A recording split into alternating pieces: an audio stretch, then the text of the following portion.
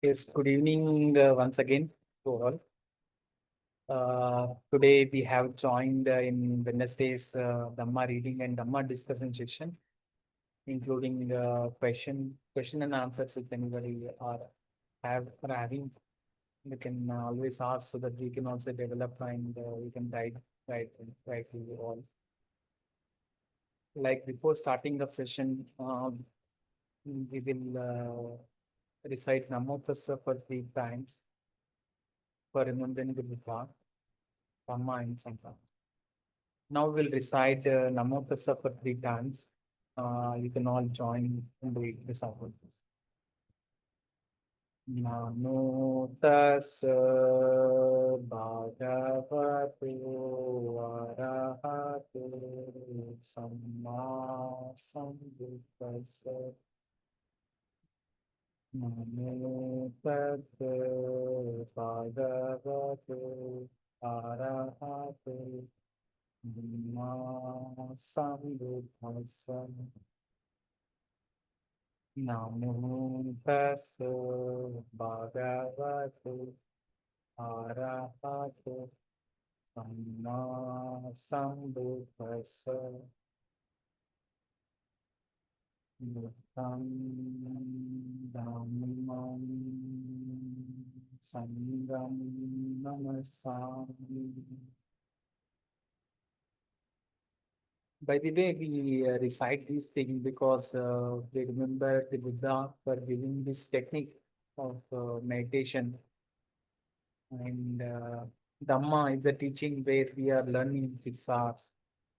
And Sangha is a group of people like us, and particularly monks, of wise persons.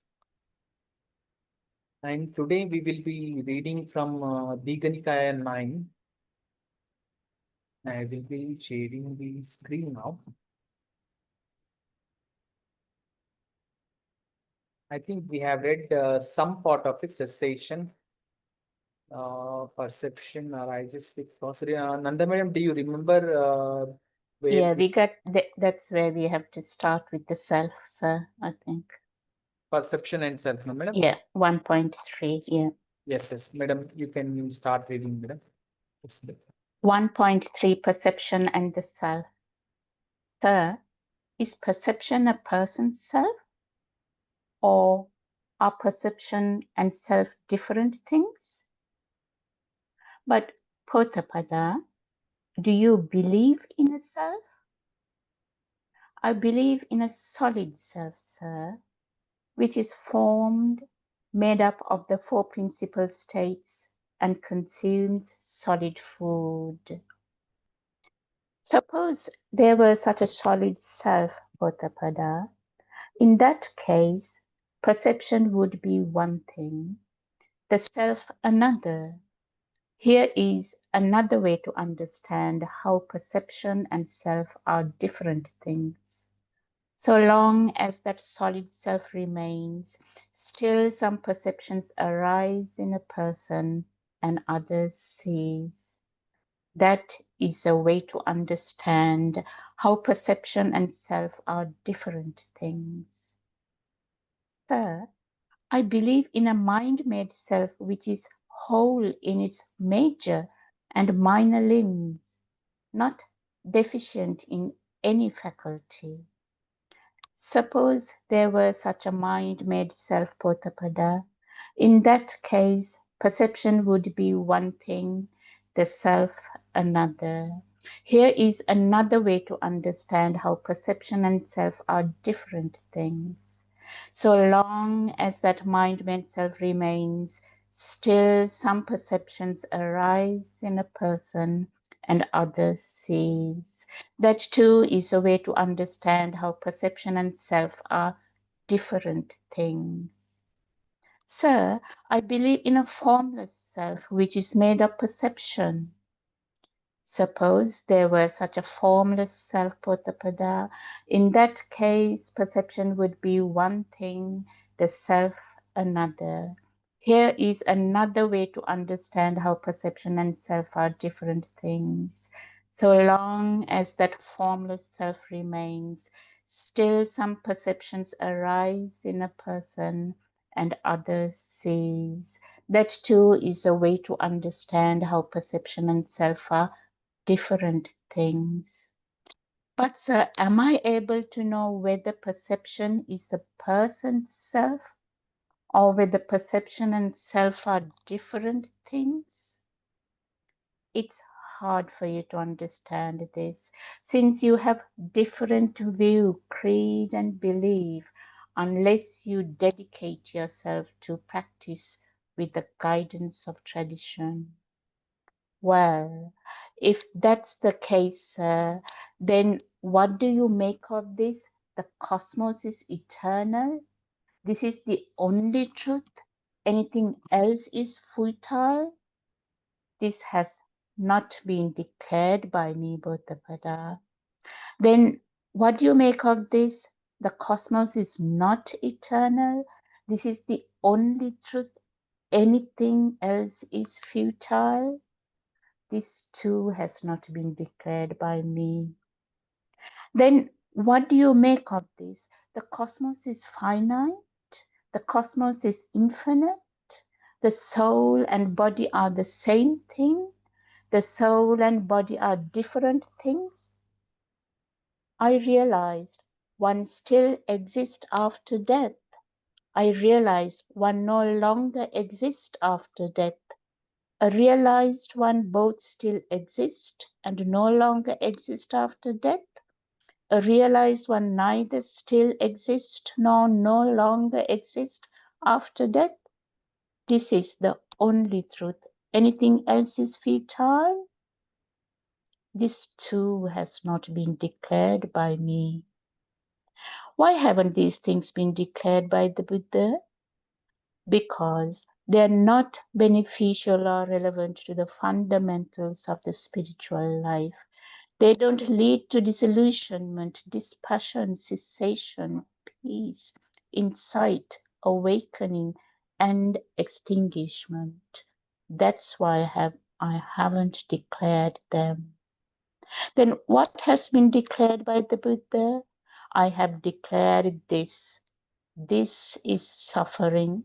This is the origin of suffering. This is the cessation of suffering. This is the practice that leads to the cessation of suffering. Why have these things been declared by the Buddha? Because they are beneficial and relevant to the fundamentals of the spiritual life. They lead to disillusionment, dispassion, cessation, peace, insight, awakening, and extinguishment. That's why I have declared them. That's so true, Blessed One. That's so true, Holy One.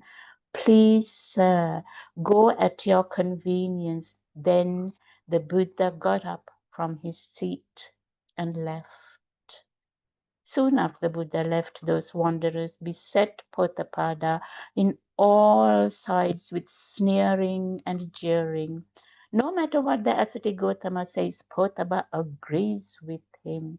That's so true, Blessed One. That's so true, Holy One. We understand that the ascetic Gautama didn't give any categorical teaching at all regarding whether the cosmos is eternal and so on. When they said this, Poṭṭhapa said to them, I too understand that the ascetic Gautama didn't give any categorical teaching at all regarding whether the cosmos is eternal and so on. Nevertheless, the practice that he describes is true, real, and accurate. It is the regularity of natural principles, the invariance of natural principles. So, how could a sensible person such as I not agree that what has well spoken by the ascetic Gautama was a fact well spoken? Yes, madam. Actually, madam, what we will be doing is like we will be reading the same topic which we have read, in the perspective of Twin, which is generated by AI. In Twin board, there is a Twin board where we can know exactly what is the meaning. Like we could able to understand in that there are some statements which are being said, whether the realization exists after death. Those statements, why Buddha didn't declare is that it does not have any meaning, like it does not have any beneficial, it was told. Just I will be reading this one. You can see the Buddha starts with here. Poṭṭhapāda is that Poṭṭhapāda cycles through three self. There is solid self, physical, organic made of the four elements dependent on food, mind made self, subtle form experienced in the form jhanas, formless self, purely perceptual, akin to formless jhana. In each case, the Buddha points out that perception changes, while the supposed self remains in this Poṭṭhapāda state. This suggests that self and perception are different things, undermining identification with perception. The point about perception. Whether the self is imagined as physical, subtle, or formless, perceptions still arise and pass away. This is a direct nod to impermanence. Even in high states of samadhi, perception is not constant core. From a twin perspective, this reinforces the insight that perception is conditioned and thus not self. Like here it is giving importance that perception is not self and it is a condition, the undeclared questions. Poṭṭhapāda tries to shift to big metaphysical issues. Is the cosmos eternal? Is it infinite? Is the body the same as the whole soul? Does the Tathāgata exist after death? The Buddha refuses to answer, not out of ignorance, but because such answers do not lead to dispassion, peace, and awakening, and distract from direct practice and observation of dependent origination. What is declared is that is there is the four noble truths. Like we all know that there is suffering. This is suffering. There is the origination of suffering. There is the cessation of suffering. There is a path leading to the cessation of suffering. These are not speculative but pragmatic truth. You can test them for yourself through meditation. Poṭṭhapāda's takeaway. Even though the Buddha avoided answering the cosmos question, Poṭṭhapāda recognizes the teaching is consistent with invariance of natural principles, essentiality, dependent origination. The Dhamma is true and accurate because it works in practice. Film connection. Film practice doesn't dwell on metaphysical position about self or the universe. Those are mental proliferation, papancha, that keep the mind agitated. Instead, it trains you to observe perception and feeling arising and passing, six-aring them. How clinging to them lead to tension. We observe whenever we are practicing meditation, we observe tightness, like tension, which is like a part of craving and clinging part. How letting go leads to relief and eventually cessation. And by applying the 6 hours, like by applying the relaxed step and coming back to smile, we are basically we are getting a relief from that distraction and coming into a state of very wholesome state. In this sutta, the Buddha is effectively doing the same, gently loosening Poṭṭhapāda's grip on speculative views so he can see the changing nature of perception. Here it is very good explanation generated through Pimbot, where it is explaining that Poṭṭhapāda has a certain views of cosmos. He got some questions related to cosmos, which doesn't lead to even the answers of those things we don't know. And having the views of those will not lead to any dispassion or having a wholesome nature or cultivating our development in wisdom. And Buddha clearly says that Buddha didn't answer those things because it doesn't lead to any dispassion. Instead, he told that there are four noble truths, which we all know. There is suffering, there's an origination of suffering, there's cessation of suffering, and there is a path leading to the cessation of this suffering. And this is the Buddha taught these things. And what is the takeaway is whenever we have a like everything is conditioned, what it is being said here. And no, we should not dwell in metaphysical positions that about self or the universe, as that keeps our mind agitated. But instead, we need to observe and siksar the tension which is arising and coming back to our home position of object of meditation. What do you say, Nanda madam?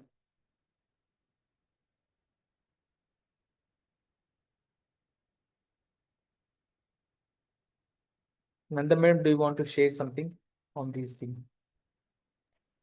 Yeah, it is a lovely reading about not self, and Poṭṭhapāda saying he has three different views about self, and Gautama Buddha saying that is not right, and explaining that all the perceptions, the feeling, perceptions, feeling, and even consciousness is not self, and it is really, really beautiful. I feel that this is directly related to our own practice, metta siksā practice. This is exactly what we see when we practice metta siksā and go through the jhanas and ayatanas. Thank you. Yes, madam. Now, why do you want to read this one on Chitta Hattisariputta? Okay, can you hear me? Yes, I can. Yes, you can Is hear it you. too loud to solve? So from here you can read. I will zoom. Yes. Okay. Then after 2 or 3 days had passed, Chitta Hathisariputta and Poṭṭhapāda One minute. Yes, I will zoom in so that you may get okay.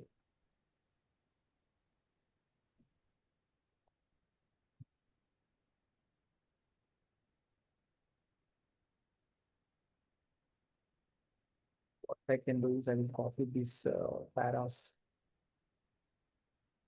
word and I can zoom it.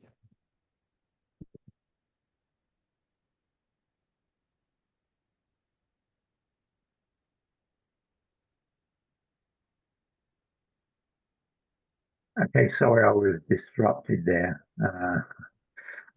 This is the problem with me turning the microphone on. Just to the add.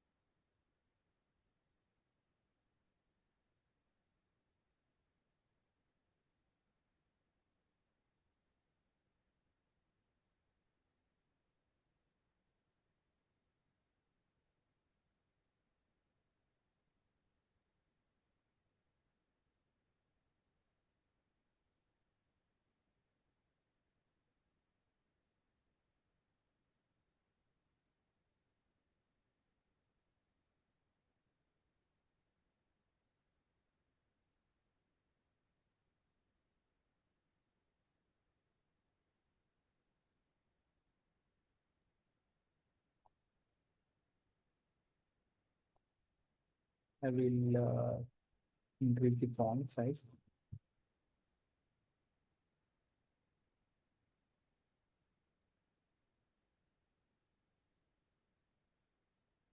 Yes, I Sorry, think you see now. Yes, I think you can see now. Yeah, the fog was okay. I was just I was being disrupted, so I had to cut myself off. Okay, right. Then after 2 or 3 days had passed, Chitta Hathi Sariputta and Poṭṭhapāda went to see the Buddha. Chitta Hathi Sariputta bowed and sat down to one side. But the wanderer Poti exchanged greetings with the Buddha, and when the greetings and polite conversations were over, he sat down to one side. Poṭṭhapāda told the Buddha what had happened after he left. The Buddha said, "All these wanderers, Poṭṭhapāda, are blind and sightless. You are the only one whose eyes are clear. For I have taught and pointed out teachings that are categorical and also teachings that are not categorical. And what teachings have I taught and pointed out as not categorical? The cosmos is eternal, the cosmos is not eternal, the cosmos is finite, the cosmos is infinite, the soul is the same thing as the body, the soul and the body are different things. A realized one still exists after death. A realized one no longer exists after death. A realized one both exists and no longer exists after death. A realized one neither still exists nor no longer exists after death. And why have I taught and pointed out such teachings as non-categorical? Because things aren't beneficial or relevant to the fundamentals of the spiritual life. They don't lead to disillusionment, dispassion, cessation, peace, insight, awakening, and extinguishment. That is why I have taught and pointed out such teachings as not categorical. 2.1. Teachings that are categorical. And what teachings have I taught and pointed out as categorical? This is suffering. This is the origin of suffering. This is a cessation of suffering. This is the practice that leads to the cessation of suffering. And why have I taught and pointed out such teachings as categorical? Because they are beneficial and relevant to the fundamentals of the spiritual life. They lead to disillusionment, dispassion, cessation, peace, insight, awakening, and extinguishment. That is why I've taught and pointed out such teachings as categorical. There are some ascetics and Brahmins who have this doctrine in view. The self is perfectly happy and free of disease and after death. I go to them and say, is it really true that this is the Venerable's view? And they answer, yes. I say to them, but do you meditate knowing and seeing a perfectly happy world? Asked this way, they say, no. I say to them, that you have perceived a perfectly happy self for a single day or night, or even half a day or night. Ask this, they say, no. I say to them, but do you know a path and a practice to realize a perfect happy world? So ask, they say, no.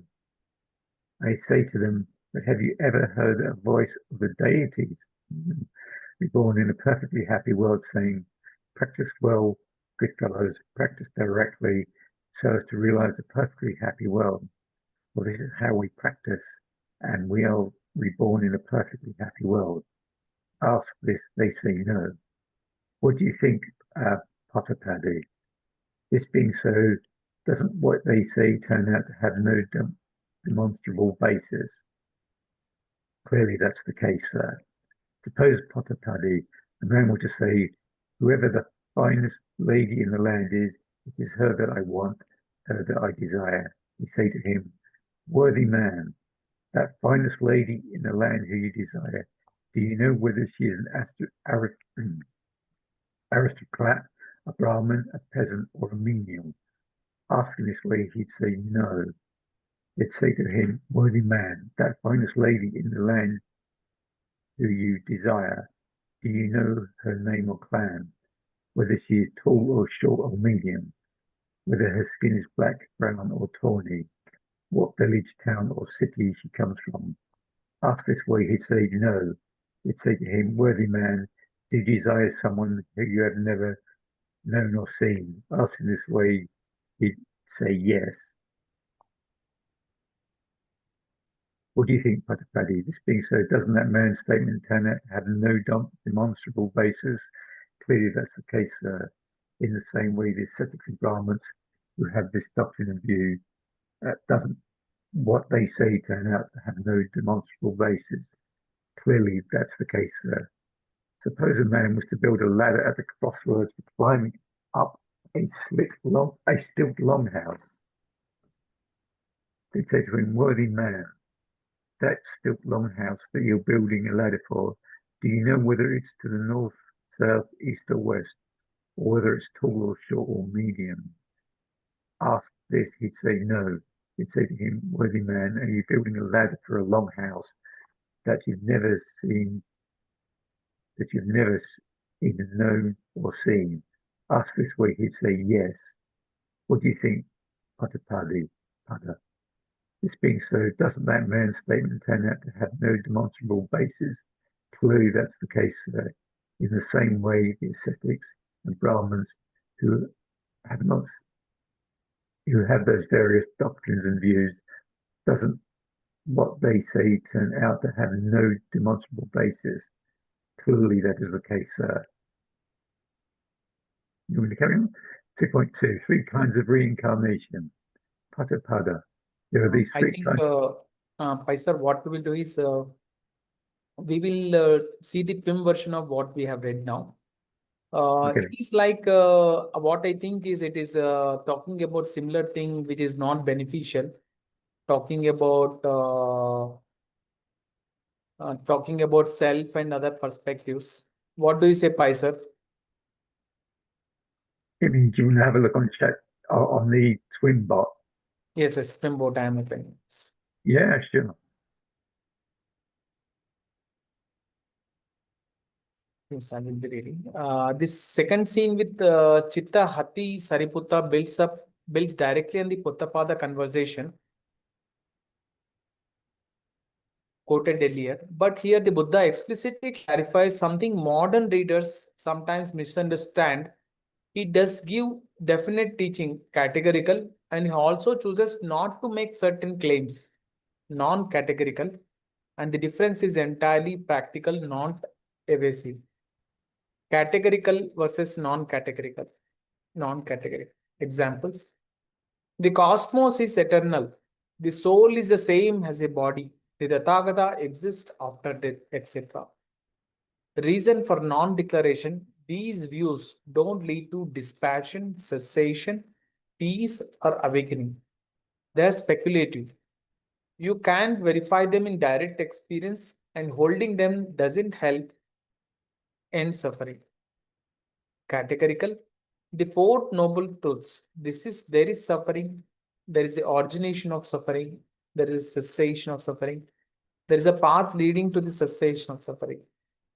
Reason for declaration. They are immediately relevant to the fundamentals of spiritual life and directly support the path to Nibbana. The Buddha's investigative method. Before challenging anyone's doctrine, he confirms, do you actually hold this view? Have you experienced this state yourself in meditation? Even briefly, half day, half night? Do you know a path to get there? Have you ever heard a trustworthy report of it? When the answer to all is no, the conclusion is the belief has no demonstrable basis. Really, it is to say that akaliko, ehi pasiko, like one experiences oneself. Like in our practice, when we practice 6 hours, then you can experience yourself the relief from the distraction and coming to the object of meditation, which is very wholesome. Like here, the doctrine which is being explained is of having a self-use, and this path doesn't seem any demonstrable basis. It has no demonstrable basis. The analogies. The Buddha drives the point home with 3 vivid similes. The finest lady in the land, wanting someone you have never seen, don't know by name, class, height, or skin tone. Like the answer is desire without knowledge is baseless. Like here, One is desiring for something without any knowledge is baseless, the Buddha's analogy. The stilt long house ladder. Building a ladder without knowing where the house is or what it's like is effort without direction is pointless. Very good statements which is being explained here. The doctrine without direct experience. Belief in a post-death perfectly happy self without ever seeing, practicing toward, or hearing a genuine account of it. Clinging to a view without evidence is empty. Relevance to twin. From a twin perspective, this is a textbook example of right view in action. The Buddha only affirms views that have direct experiential verification and that help remove craving. The whole sequence matches the twin emphasis. Work with what you can observe directly. Arising and passing of feeling, perception, craving. Drop speculation that doesn't lead to relaxation and release.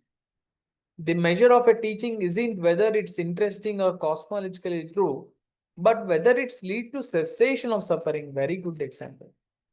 The Buddha's questioning here is essentially a 6-hour approach to views. Recognize the speculative thought, release the clinging to it, relax the tension of trying to figure it out, be smile to uplift the mind, return to what is directly knowable. Repeat as needed. It's very good the emphasis where Buddha's analogy is very true in the sense we should practice any practice like which is beneficial to us, which will make us comfortable or relief immediately. And the film perspective is very practical in the sense one can experience to oneself. One experiences a release, relax. What do you say, Nanda Madam Pai, Gopinath sir?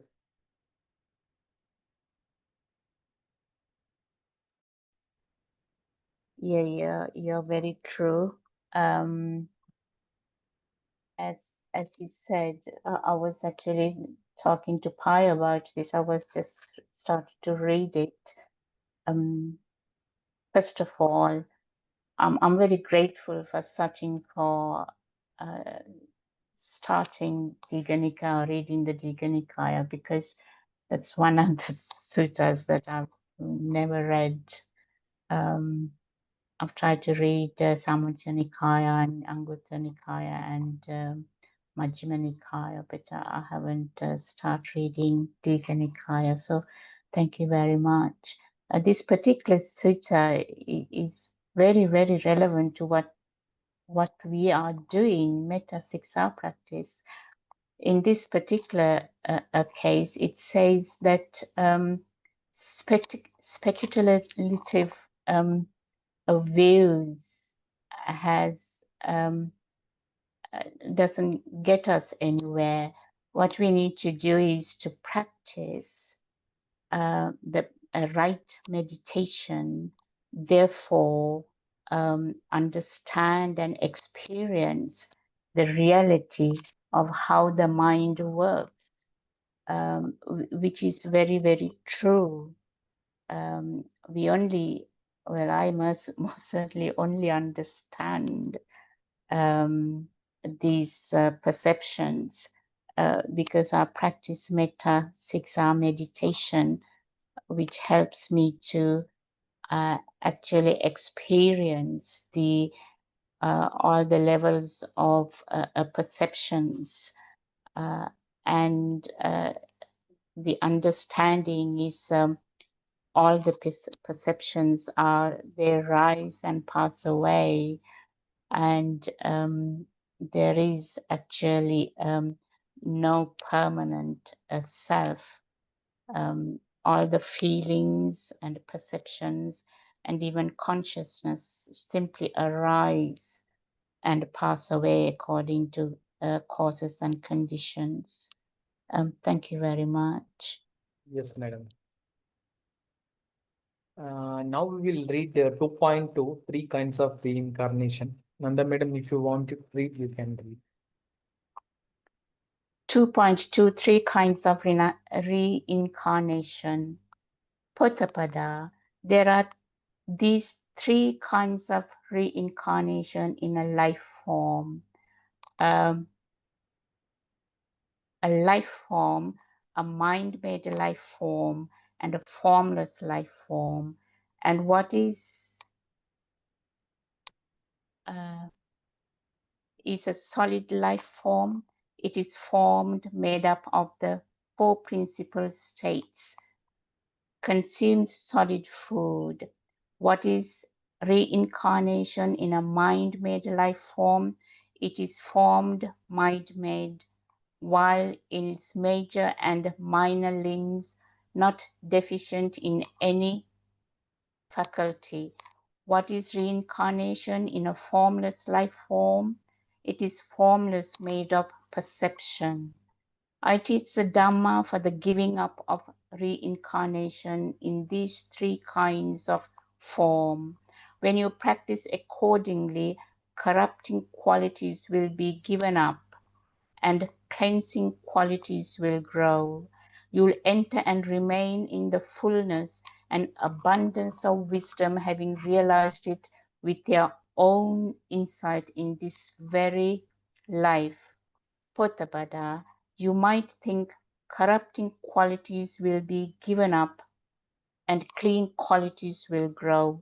One will enter and remain in the fullness and abundance of wisdom, having realized it with one's own insight in this very life, but such as suffering. But you should not see it like this. Corrupting qualities will be given and cleansing qualities will grow. One will enter and remain in the fullness and abundance of wisdom, having realized it with one's own insight in this very life. And there will be only joy and happiness, tranquility, mindfulness, and awareness. Such a life is blissful.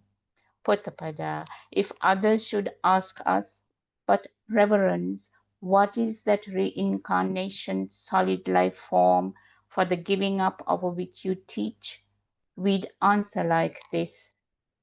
That reincarnation is a solid life form. If others should ask us, but reverence, what is that reincarnation in a mind-made life form? We'd answer like this. This is that reincarnation in a mind-made life form. If others should ask us, but reverence, what is that reincarnation in a formless life form? We'd answer like this. This is that reincarnation in a formless life form. What do you think, Poṭṭhapāda? This being so, doesn't that statement turn out to have a demonstrable basis? Clearly, that is the case, sir. Suppose a man were to build a ladder for climbing up to a stilt long house. Underneath that long house, they'd say to him, worthy man, that stilt long house that you'd build a ladder for, do you know whether it is to the north, south, east, or west, or whether it's tall or short or medium? He'd say, this is that longhouse for which I'm building a ladder right underneath it. What do you think, Poṭṭhapāda?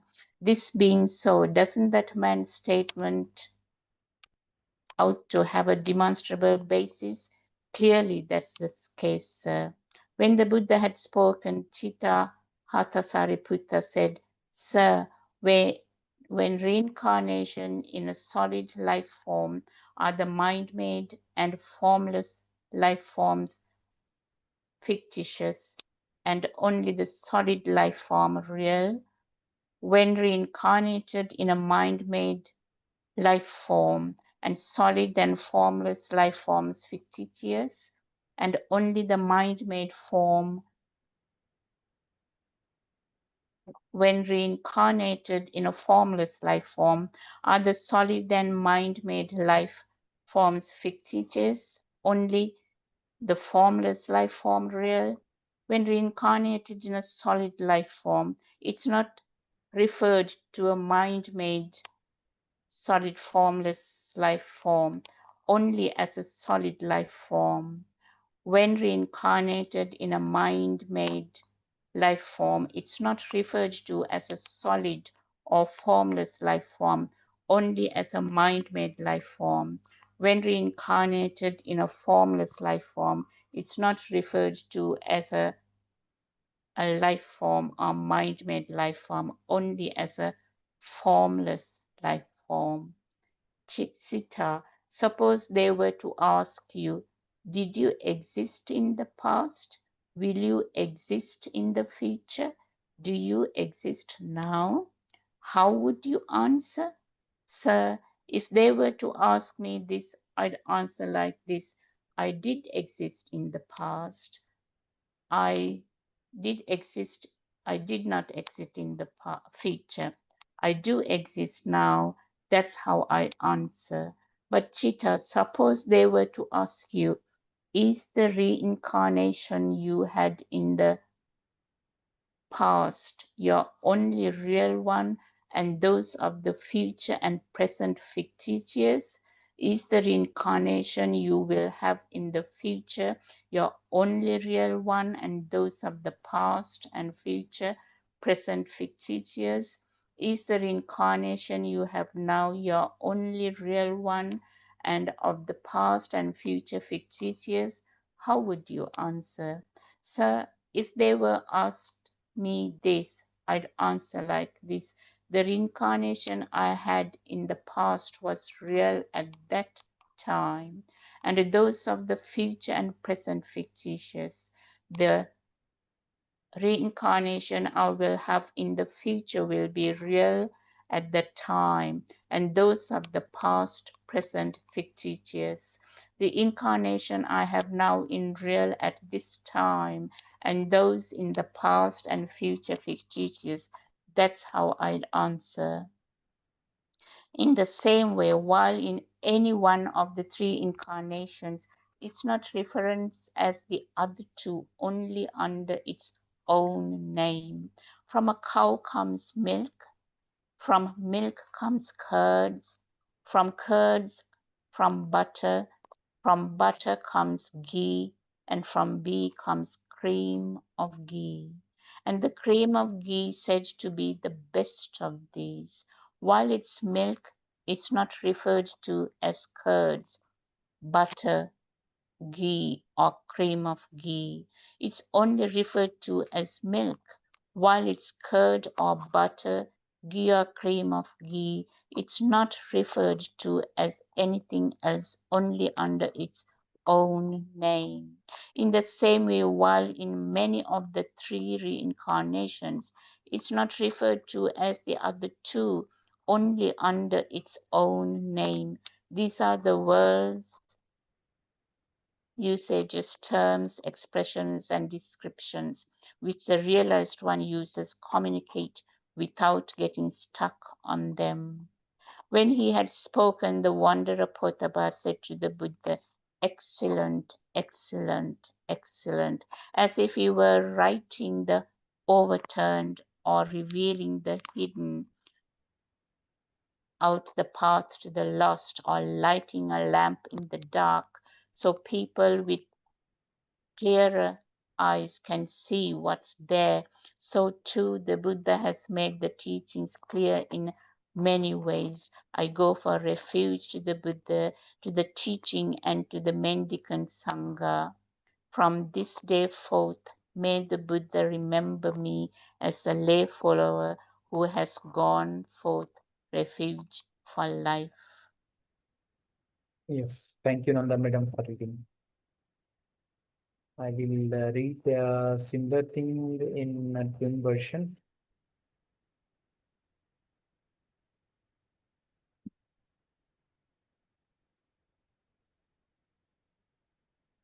Incarnation. We were reading about incarnation. Yes.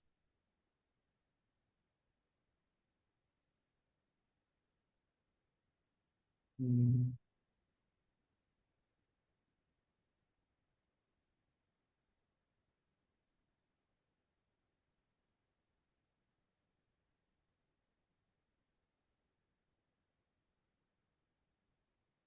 Like this closing session of Poṭṭhapāda Sutta is where the Buddha ties together the earlier discussion of perception, self theories, and speculative metaphysics, but now reframed in very practical, experiential terms. The three kinds of reincarnation: Atta Patilabha, solid life form, material body dependent on the four elements; mind-made life form, subtle form, body experience in form of jhana; formless life form is existing consisting only of perception, as in formless jhana. These match the three self-position Poṭṭhapāda had mentioned earlier. The Buddha is now describing them as the states of rebirth or modes of existing, not as ultimate selves.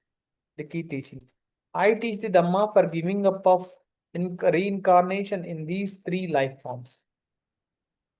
This is the same point Vim practice makes about all states. Even refined meditative attainments are impermanent condition and therefore not a refuge.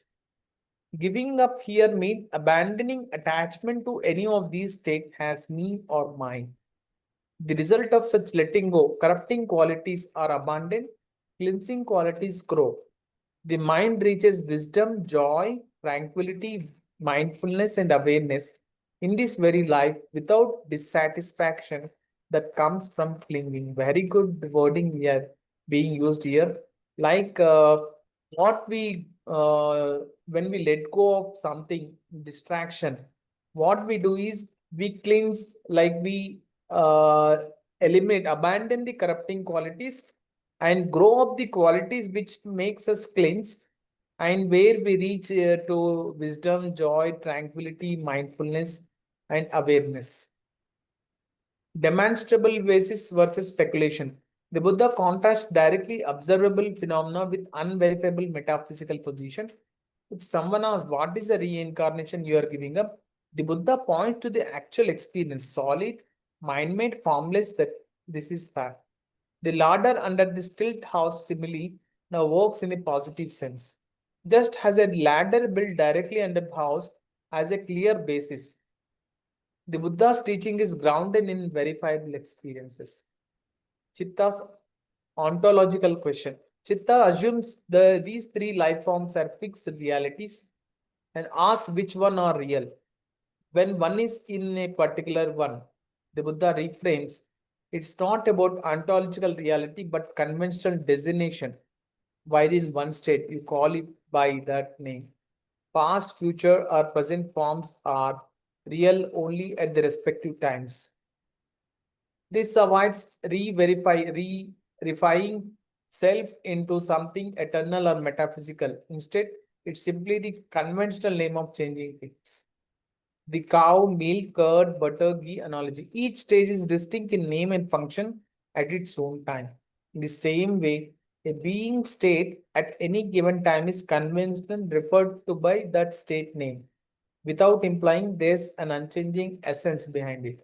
The Buddha uses ordinary language to communicate without getting trapped by it. Pim perspective. This is entirely in line with Pim method. Observe changing mental and physical state. Recognize that they are temporary and conditioned. Release identification with them. Abandon craving for both lower and higher existences. The giving up of reincarnation in all three life forms parallels the film insight that any perception, gross or refined, is part of dependent origination and subject to cessation. Poṭṭhapāda's transformation. Poṭṭhapāda started with speculative question about his self and cosmos. Through dialogue, he moves from the abstract metaphysics to directly seeing the practical scope of Dhamma. The sutta ends with this going for refuge for life, a classic sutta arc where a skeptic becomes a committed lay follower because the teaching is demonstrable too. Very good twin boat where which has explained finally that it is the twin method where we can like we can observe the changing mental and physical states and recognizing everything has temporary and condition, and release this anything which is which we are identifying with it, and finally relax and release things. It's a very good analysis. What do you say, Nanda madam? Yeah, you're quite right. It is absolutely what we are doing with twin practice. We have to understand not to get attached to jhanas and not to get attached to even the ayatanas, and Yes. also even not to get attached even to the samadhi states. So we let go one state after another, and in the end we would experience the cessation as the Gautama Buddha says here, and Chitta understand this, and my understanding is that he asks for going forth, that is novice ordination, and then he goes through the full ordination, and then because he understand what exactly what Gautama Buddha is explaining, he goes through the jhanas and ayatanas and samadhi states, and experience arhatship. This is really, really beautiful. Thank you very much for choosing this sutta, because I wouldn't choose Dīgha Nikāya to read. So thank you very much for choosing this sutta, Sachin. It's great. Thank you, madam. Thank you, madam. I will be reading the Dīgha Nikāya only because we are not reading completely and we are reading in a part and we are just analyzing these things in detail. It's our aim is not to read completely, just to understand whatever the things which we read completely, so that we can imbibe these qualities in our practice and we can go in Dhamma. And I think we will share the merit. We can all read the sharing merits, join reading the sharing merit together. May suffering ones be suffering free, and the fear struck fearless. May the grieving shed all grief, and may all beings find relief. May all beings share this merit that we have thus acquired for the acquisition of all kinds of happiness. May beings inhabiting space and air, devas and nagas of mighty power, share this merit of ours. May they long protect the Buddha's species. Sadhu, sadhu, sadhu. Thanking you all for joining, and I wish all to be in happy and peaceful. Thank you, Nanda Madam. Thank you, Gopinath sir. Thank you, Bhai, for Thank you. joining. Thank you all.